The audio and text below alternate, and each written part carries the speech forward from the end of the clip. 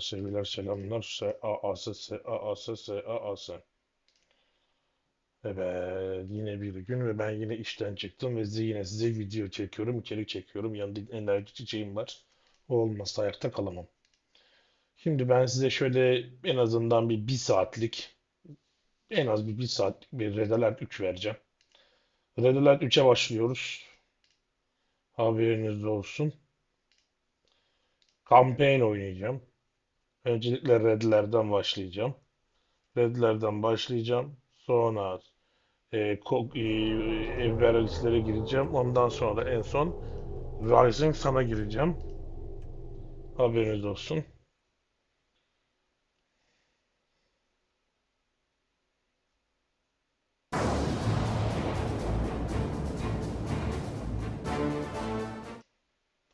Tam tahmin ettiğim gibi ses patladı.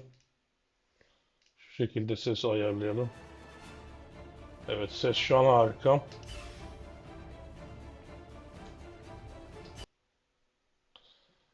Harika ama oyunda alt tab çekince oyun yarrağı yiyor.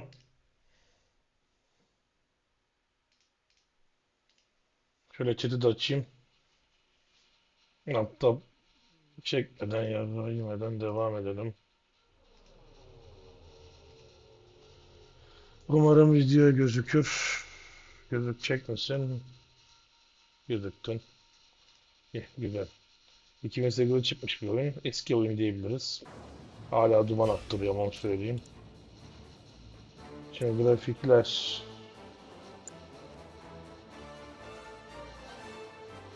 Her şey hayda. Audio'yu zaten sınırladık. Network.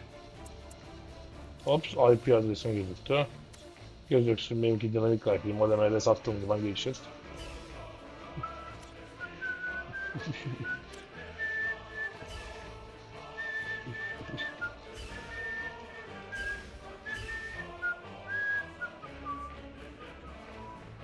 Acaba önce training oynayıp size bir training mi çekeyim ya? Hadi ben size bir training çekeyim hadi.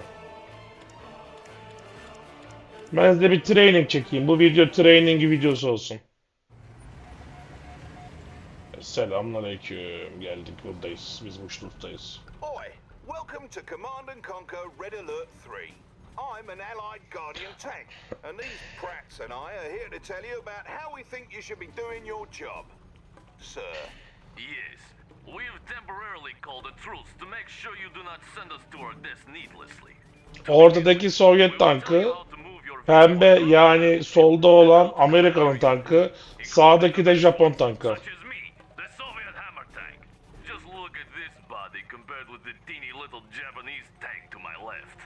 Shut up! Ow! Please excuse him, sir. Let us begin. Oh, blimey. Right, okay. To move your camera around the battlefield, just hold down the right mouse button and slide your mouse around. Try moving your camera now. Sağ tıkla ve sağda solda kamerayı bu şekilde. Easy enough. Now, to rotate the camera, hold down the middle mouse button and move the mouse around. Try rotating your camera now. Bu şekilde de kamera dönüyor. Simply slide your mouse wheel. Try zooming your camera now. As you go about fussing with the camera, sir, remember you can always click the middle mouse button to reset the viewing angle. My goodness, Commander. You have completed your first objective. Right, proper you have. Objectives, as you might have surmised, are special goals you need to accomplish in order to progress through the campaigns. Objektifler diyor kampanyada ilerlemek için diyor lazım diyor. Follow the on-screen indicators to get to them. If at any time you're not sure what the blazes you're supposed to be doing, hit the escape key to pay a visit to the mission. Anytime you are not sure what in blazes. Aşırı Amerikan ya. Now that you have an idea for how to move around the battlefield, let's move on to controlling your units. Here come some of our hated enemies now. Right, to select a unit, just left click on it. Try selecting one of these allied peacekeepers. Nice. He's definitely one of ours, sir. You may also hold down the left mouse button and drag your mouse. This will create a selection box. Any units inside the selection box will be selected. And if you want more units added to your selection, hold down the shift key and drag a selection box around those units. Okay, now that we've reminded you how to select units, you'll need to move them around the battlefield. Ow! I was getting to that. To move your units, whilst having them selected, click the right mouse button on any open terrain. Try moving your units to the designated area up ahead. 10-4, sir. Scanning perimeter. 10-4, sir.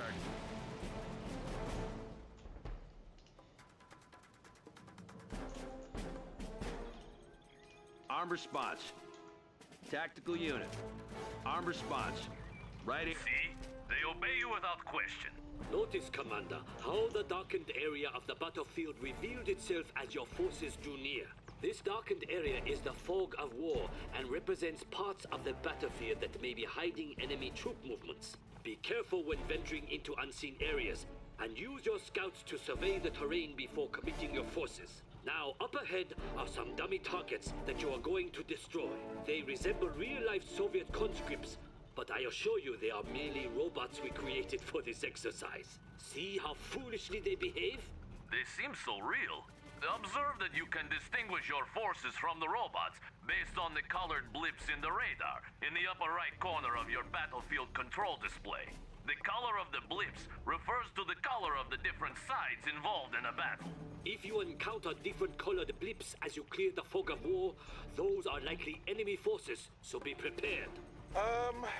Right.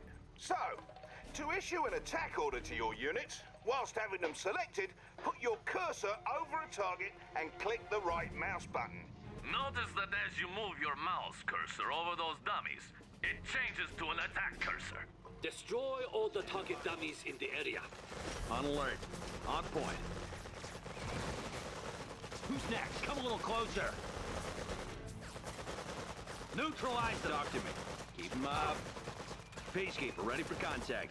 We have to stop him.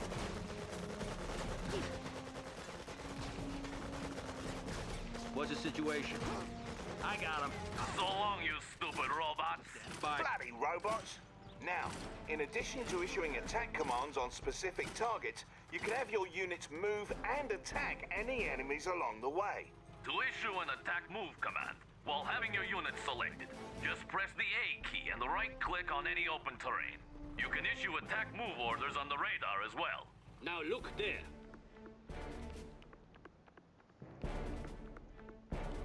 We need you to lead us to that strategic point, yet many robots stand in the way. If you please, issue an attack move order to strategic point. You have the command. Lead us to victory! Keeping the peace. Peace out. Peacekeeper, ready for contact. Slow and steady. Watch now. Move it forward. Slow and steady.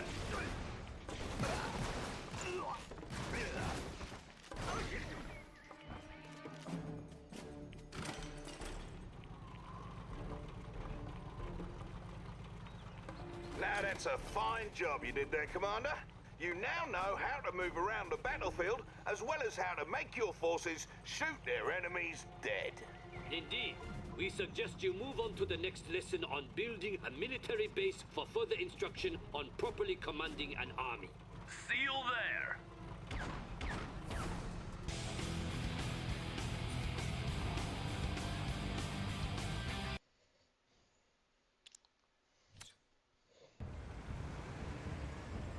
Ay çok parlak. Good Gözümün to have you, fosforunu Commander. sıkıyor şu an. In this mission, we'll be reminding you all about constructing a base for each of the factions. We'll start with the Allies for obvious reasons. First things first, though. On the right side of the screen is the sidebar, which is where you manage all your base construction and unit production. Here we have one of the hated Allied mobile construction vehicles. The MCV will unpack into a construction yard. To unpack it, select it, then click on its special ability button at the bottom right of your screen. Go on, Don't be shy. Observe the ghosted image of the construction yard attached to your cursor. Now left-click anywhere on open terrain to open your MCV to unpack at that location. Deploying as ordered. Very fancy, no? Best remember to use the F hotkey as a shortcut to your unit's special abilities. In general, special abilities are executed with the left mouse button, or cancelled with the right mouse button. However, the right mouse button is used for basic orders. Bear in mind that there may be impassable areas of the map where you're not allowed to place down your structures. When you try to place a structure down over impassable or unbuildable terrain, red cells will appear on the build grid indicating that you're unable to place a structure there. Now that your MCV has unpacked into a construction yard, you should have some new construction options available to you. To access your production structure's build queue, select the con yard, or click on the production tab that's flashing. Whoa, look at what we have here. Looks like you have access to build a power plant. Ow!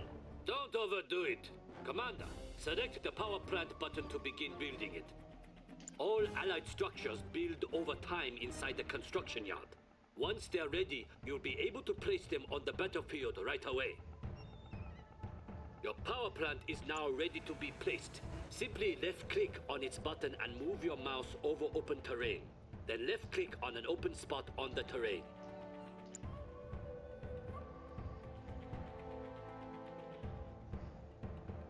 That's the way. As the name suggests, a power plant provides your base with power. All your structures, with the exception of your power plant and construction yard, use power. You can tell how much power you've got to spare by glancing at the power meter next to your radar. It's important to understand the consequences of a low power situation.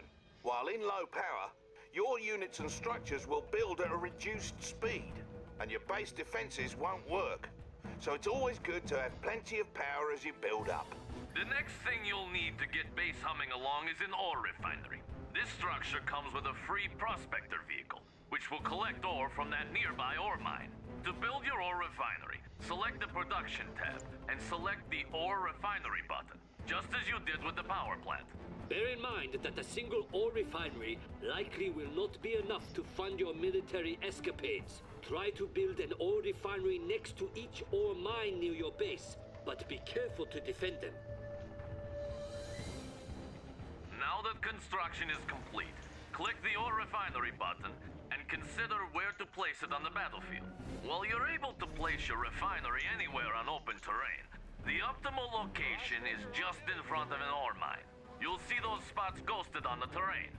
As you move your cursor over those spots, your structure preview should snap to the optimal position. Then, just click to place your ore refinery, and you're set. Right. Properly executed. When you place your ore refinery, you get a prospector as part of the deal, and he'll go about collecting ore for you automatically. Pro tip, friend. If by some freak accident one of your prospectors or ore collectors is destroyed, you can always build another from your ore refineries. Just select the ore refinery and you'll see it can build another resource vehicle as its special ability. As long as your ore refinery is close to a mine, you only need one vehicle gathering from it. So don't waste credits making more of those little tykes than you need. I always wonder, though, how come the mightiest nations in the world need to collect ore while killing each other? I mean, what is even in that stuff? Ow! Don't ask ridiculous questions. Ore is the primary resource in Red Alert 3. Refineries automatically converted to credits, which is the currency used to purchase all units and structures. All mines have a finite amount of resources that will eventually slow to trickle. So, if you deplete an ore mine, it's best to try and expand to another in order to maintain a steady income. You now have power and an economy set up. You're ready to start training units for the fight. From your production tab, go ahead and build a boot camp. Remember to place it down by selecting its icon, then left-clicking on open terrain. Incidentally, you can rotate the face of a structure you're about to plop down by holding down the left mouse button and moving the mouse around. Let go of the button when ready. Now that you have a boot camp, you're able to train some infantry. To do this, you may select either your boot camp or the infantry tab under your radar. This will bring up the available units you're able to train. Let's train some so-called peacekeepers. Select the peacekeeper button to start training one. You may queue up multiple peacekeepers by continuing to select on his portrait. Try holding the shift key to queue up 5 of those blokes at a time. You can also halt the production of units or structures by right-clicking on a production button. Right-clicking a second time will cancel production and refund any credits that were spent. Left-clicking on a paused production process will resume production. You can set a different rally point for them by selecting the structure and right-clicking some other place. All 3 factions produce units in the same way, from the respective tabs in the sidebar. By the by, many of your structures aren't restricted to being built on land. You can set them up on water as well. If you build another power plant, try placing it out in the drink. It doesn't cost you any extra, and most ground units won't be able to get to it that way. Observe, however, that allied structures may only be built in the radius surrounding the construction yard. You may expand your build radius by creating command hubs, which convert from your prospectors. Please select your prospector and use its special ability to unpack it somewhere. Across the water, perhaps. Go ahead, Commander. Right away.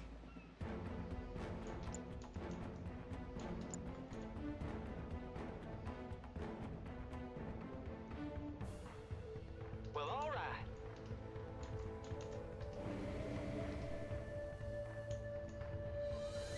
It's a beautiful day.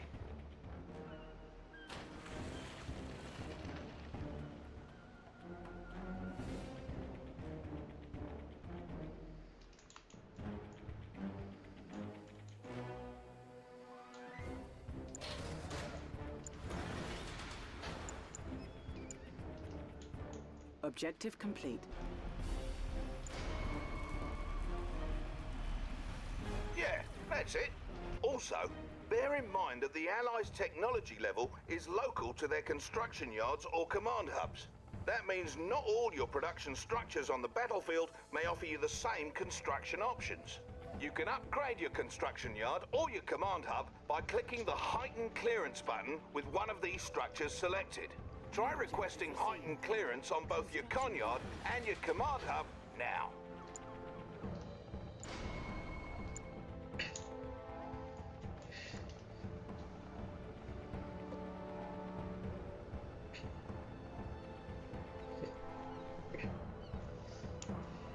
That's it.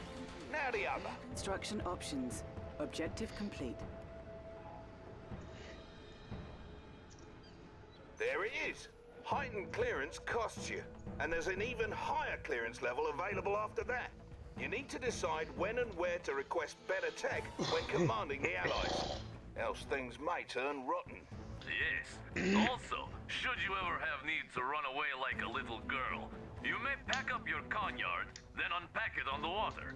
The boot camp and armor facility are the only Allied structures you may not place on the water. Your seaport, on the other hand, is the only structure you may not build on land. Ow! What was that for? Silence! Surely the commander wants to move on to the other factions by now. Feel free to continue dabbling with the allies, then select me when you are ready to continue. Need someone to take a look around?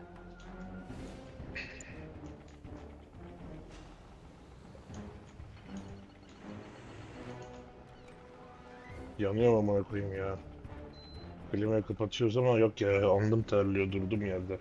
Ama dışarıdaki hava şu an o kadar sıcak. Ve daha hazırına girmedik.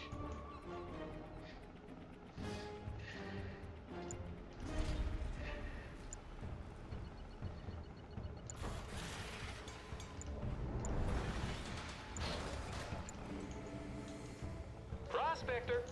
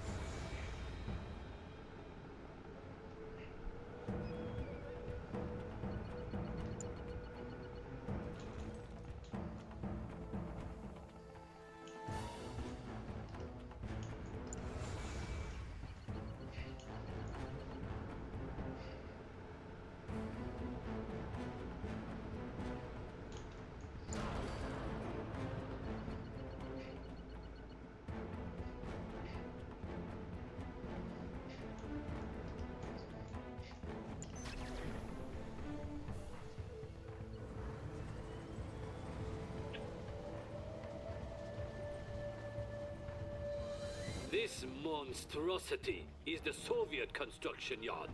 You will see that the Soviets build differently from the Allies. Select the construction yard or the production tab, then select the reactor button. Now place the reactor on open terrain as you did with the Allied structures. Do not wait for the reactor to build in the queue, for you would wait forever. Unlike the Allies, the Soviets carelessly build their structures out on the battlefield. Notice how the structure is hastily being thrown together in the field.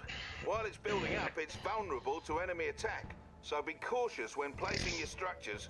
All Soviet structures build up in this way.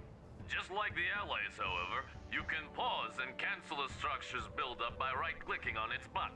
And of course, your Soviet structures may be placed at sea, with the exceptions of the barracks and war factory. Oi, aren't you forgetting something? Yet. At least, not anymore. Commander, one truly unique Soviet structure you should be aware of is the Crusher Crane. Try building one now from your production structures queue. Crusher cranes work much like construction yards, so now you can build two structures at once from your two separate build queues. What's more, your crane's repair drones will automatically repair nearby vehicles, or you can order these vehicles into its grinders to crush them for a quick refund. To access your newly added build queues, select the buttons added to the sidebar, or click the tabs in the sidebar to cycle between queues. You can build multiple production structures to gain more build queues, allowing you to build more stuff at once. Of course, you'll need plenty of income to support this. Now, please feel free to continue exploring the richness of the Soviet build system. When you're done, please select the tsunami tank to proceed. Building. Objective complete.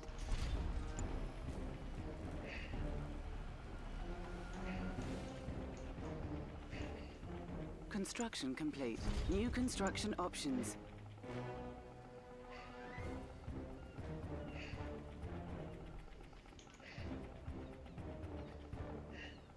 Construction complete. New construction Ready for the options. collection.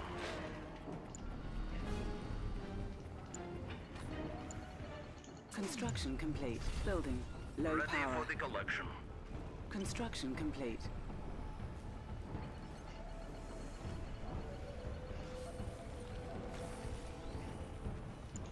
Building.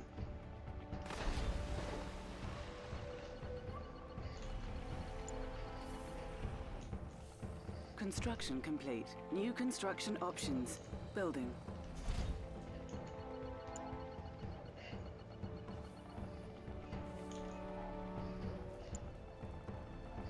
Construction complete. New construction options.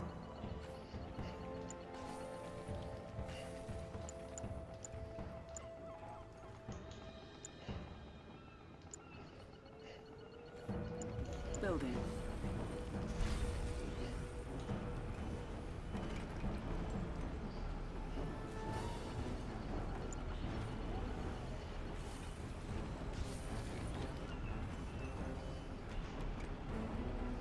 Construction complete. New construction options. Building. Building.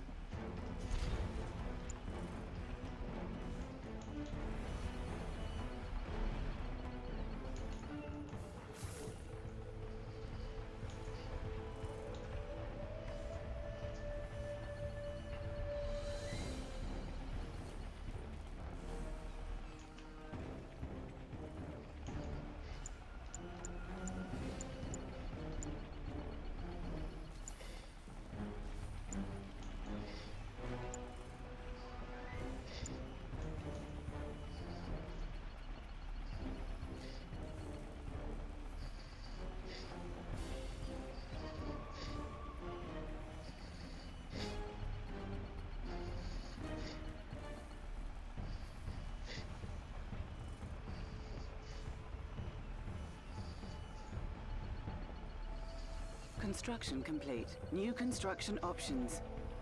Construction complete.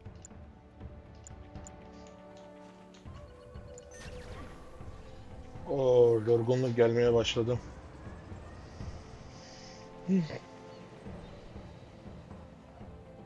At last! Let us continue, Commander, for this will be worth it. The Empire of the Rising Sun has the most unique build system in that our structures are all created from special units called nanocores. Cores may unfurl at the location of your choosing, much like an MCV unpacks into a construction yard. However, unfurled Imperial structures cannot pack back up. Go into your production structures queue and build a generator core. The generator core will be yours to control as soon as it emerges from your construction yard. If you select it, you may give it move commands around the map like any unit. To unfurl it into an instant generator while having it selected, use its unfurled special ability, much like you did with the MCV earlier in this lesson. You should now have a ghosted image of the instant generator attached to your cursor. Select a spot on open terrain to make your generator core unfurl at that location. All nanocore are amphibious, so they can cross land as well as water. This means the Empire of the Rising Sun can spread its borders far and wide. The Imperial Docks is the only structure that cannot unfurl on land, while the Mecha Bay and Instant Dojo cannot unfurl at sea. One last thing about Imperial production structures. They must be upgraded individually to unlock new construction options. You'll find these upgrades in their build queues. Now, Commander, do you see how superior our production capability is compared with that of my barbaric friends here? I still think ours is better. Oh no. Ow! Ow! Keep fussing with the Imperial build system if you want, and when you're all set, select me and we'll wrap up. Building. Dojo Building. core ready. Refinery Building. core ready. Refinery Building. core ready. Generator core ready. Construction complete. New construction Central options. core unpacked.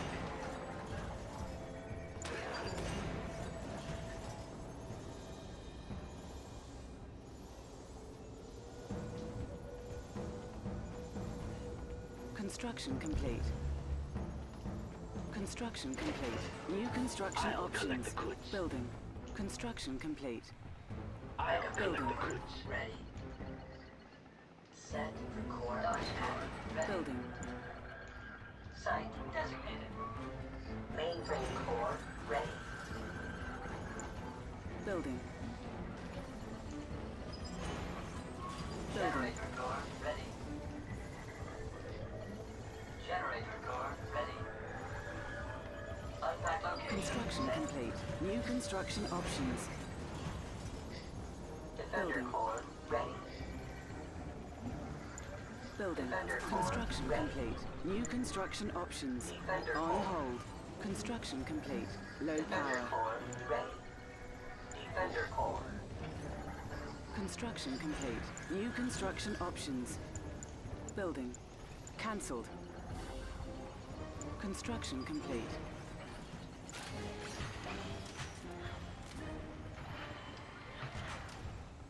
Construction complete.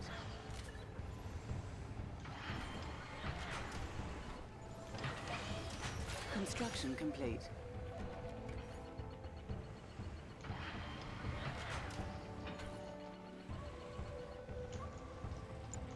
Upgrade complete. Building. New construction options. Generator core New ready. construction options. Generator core. Site designated.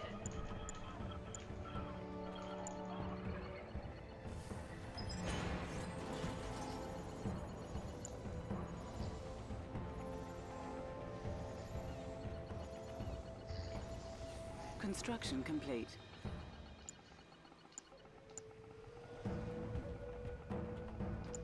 Upgrade complete. New construction options. New construction options.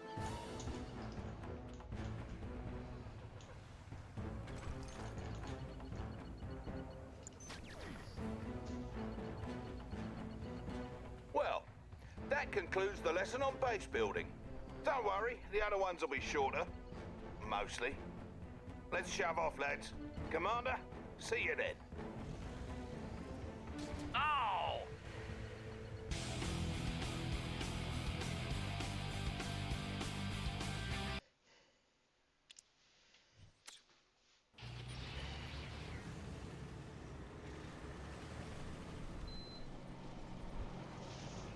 Hadi bakalım. Why, hello again, Commander. In this lesson, you're going to get acquainted with your units and some of the abilities that make them unique.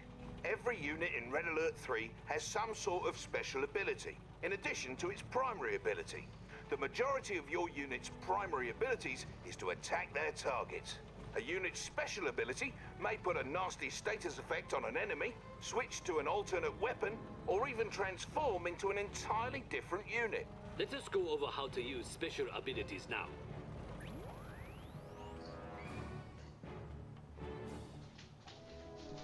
Select that allied cryocopter, if you please. The cryocopter's special ability is the shrink beam. With the cryocopter selected, left-click on its special ability button in the bottom right of your screen, or press the F key. Notice that the shrink beam is a targeted special ability, which means you have to left-click on a target to use it. Other types of special abilities take effect as soon as you press the ability button. Now then, use the shrink beam on my good friend the Soviet Hammer tank. Wait, what? No way, not me again!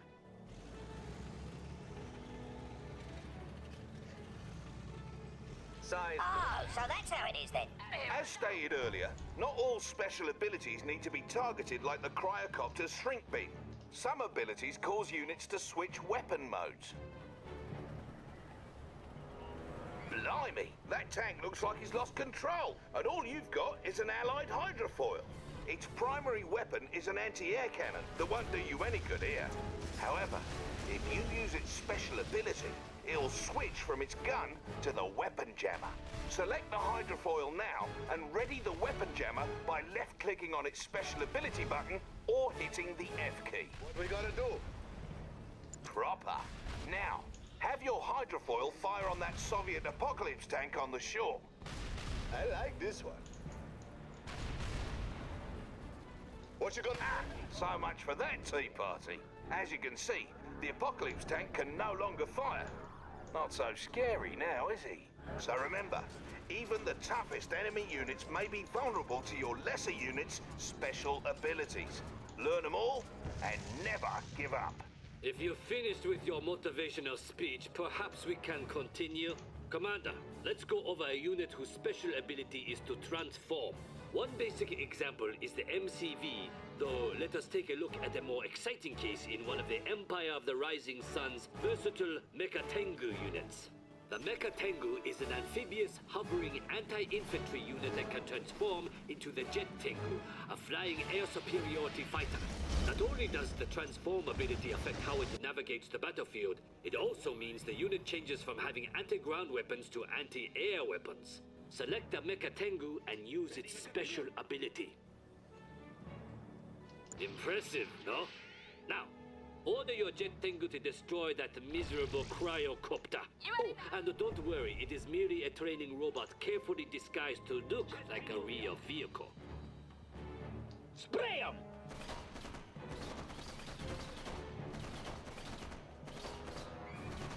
No robots are going to get past you, Commander. You should know there are some units at your disposal whose primary ability either isn't a weapon at all, or will change depending on what you tell it to attack. For example, each faction has its own type of engineer unit, like this swarthy fellow over here. Engineers are special units that can capture any enemy structure or neutral tech structure. Much like with moving or attacking, you can select your engineer and right-click on a capturable structure. That'll make him go after it.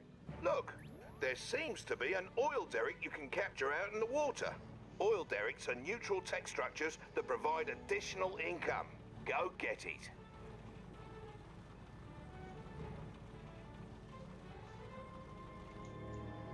Do you have the time? Might be useful.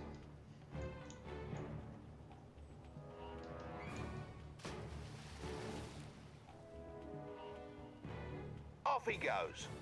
Note that engineers are amphibious, so they automatically switch to a keen aquatic form when they get to water. Not all units are amphibious, of course. Notice you can issue capture commands into the fog of war, assuming the structure is still there when you get to it. Hey, where did that engineer go anyway? Ow! He went into the structure, you fool, and there he shall remain forever. For that is the way of the engineer. You may have noticed that when you highlighted that enemy structure with your engineer selected, your cursor changed to a garrison cursor. That garrison cursor indicates a structure you can enter. Your basic infantry can't garrison enemy structures or neutral tech structures like the engineer can, but they can garrison civilian structures such as hotels and houses. Fear not, for civilians have long since abandoned such structures once they heard we were coming. When infantry garrison these structures, they receive extra protection, as the building they're in will take damage instead of the units themselves, should they come under fire. Garrisoning your units into civilian structures is a good tactic, both from an offensive and a defensive perspective. It helps to secure locations, force enemies to take an alternate path, or give your units more cover near to your base should the enemy send a force to destroy you. Now garrison that nearby structure by issuing a move order onto it whilst having some peacekeepers selected.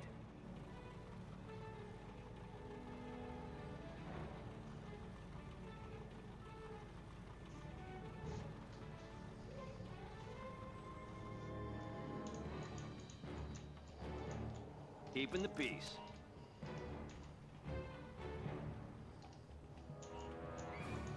Good. They're in.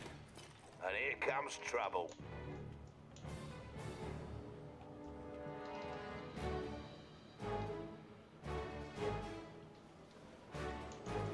As you can see, those enemy training robots fired upon the structure rather than directly at your peacekeepers. Watch out though, because each faction has ways of clearing out garrison structures. The Allies and Empire can try rushing their peacekeepers or Imperial warriors into a garrison structure, while the Soviet conscripts can use their Molotov cocktails.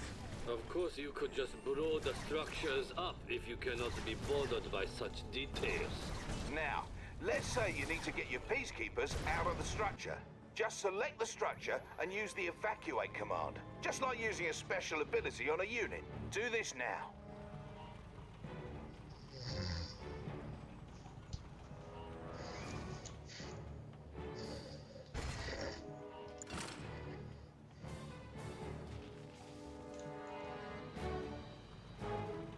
Some of your units can also be garrisoned by your infantry.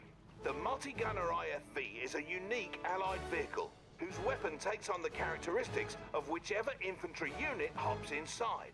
Order one of your peacekeepers into that IFV and watch what happens.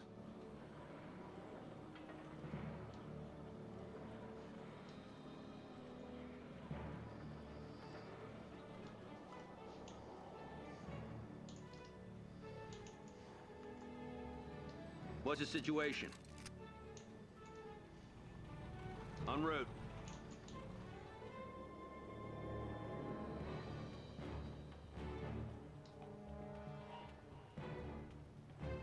If I may, normally the IFV's weapon works best against aircraft. But once you garrisoned your peacekeeper into it, it changed into an anti-infantry weapon. While the IFV can only contain one infantry unit at a time, other vehicles can hold more, and can transport your infantry around the battlefield. For example, the Riptide ACV is admittedly a good transport for getting infantry quickly and safely from one point to another, although infantry cannot fire out of it. Garrison your remaining infantry into the Riptide now.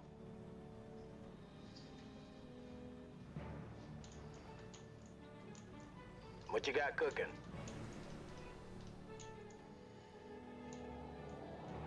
Tactical unit. On alert. Confirmed. Riptide here. Now that they're garrisoned, let's move your Riptide across this lake and over to the shore on the other side. Look for the marker on the radar. We're out.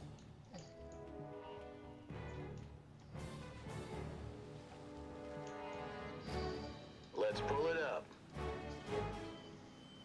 Riptides are a special type of unit in that they're amphibious, meaning they can traverse both land and water. As my comrade said, not all units are amphibious, so it's good to make note of the ones that are. Some units behave differently on land and water. For instance, Yapma. when your Riptide is on water, its torpedo tubes open to give it additional firepower. Now that you've made it to the other side, let's get those peacekeepers out. All transports have the not-so-special ability to evacuate their passengers. Use the evacuate ability now.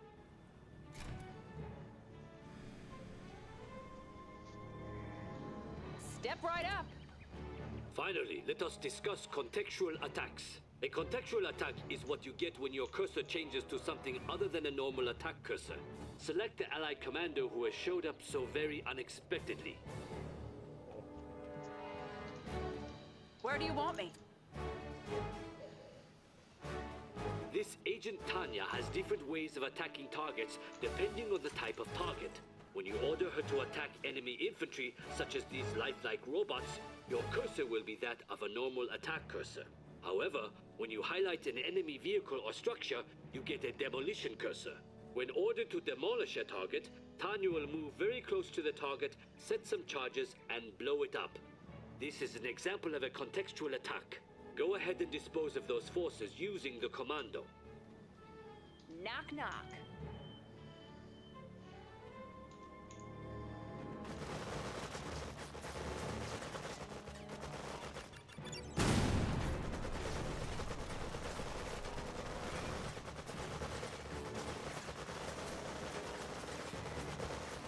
Tanya here. Don't blink.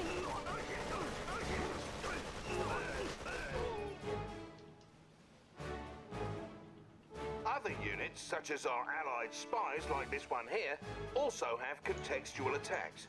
Select the spy, then use his contextual attack on one of those enemy training dummies. Now who's the dummy, am I right? As you can see, the spy's primary ability is to disguise himself as the enemy. Alternatively, if you highlight an enemy structure, you can try to infiltrate it to disrupt the enemy's base. Infiltration has different effects depending on which type of structure is infiltrated. Experiment with all the possibilities.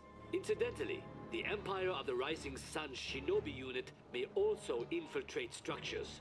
Only the tactless Soviets lack an infiltrator. Oh, but why? Come on, lads, we have to get through this. Commander, that's the end of this lesson. See you in the next one.